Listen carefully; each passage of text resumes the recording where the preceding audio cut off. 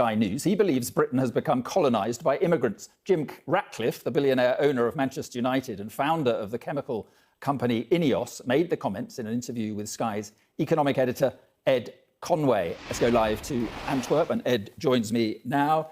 Good evening, Ed. So what has Jim Ratcliffe been saying?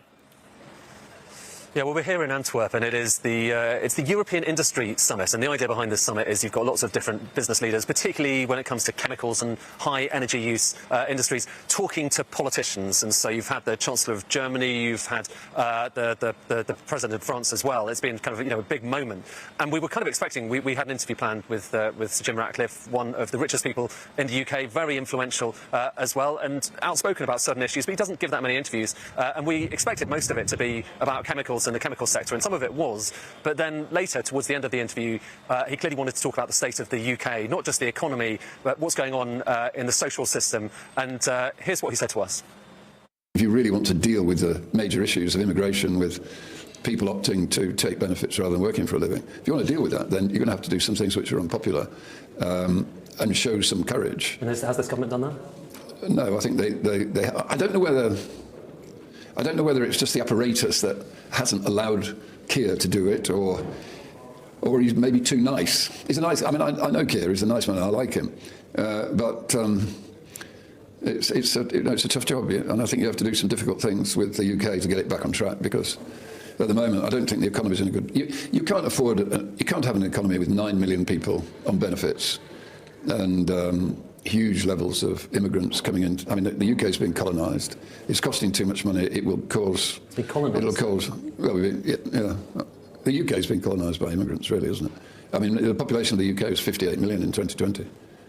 Now it's 70 million. That's 12 million people. You met recently with Nigel Farage, didn't you? I did. Do you think that they would be a good government if they were to win the next election?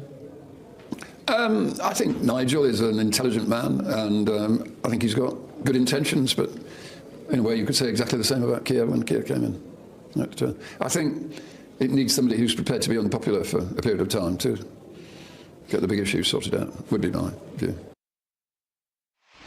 It's worth just saying, he talked about, Sir Jim Ratcliffe there talking to us just a moment ago, he talked about immigration levels or population levels in the UK at 2020 being 58 million. That's wrong. It wasn't 58 million in 2020, it was 58 million back in the year 2000. But I think nonetheless, it is clear that he has very strong views about what's happening in the UK, particularly when it comes to immigration, particularly when it comes to benefits.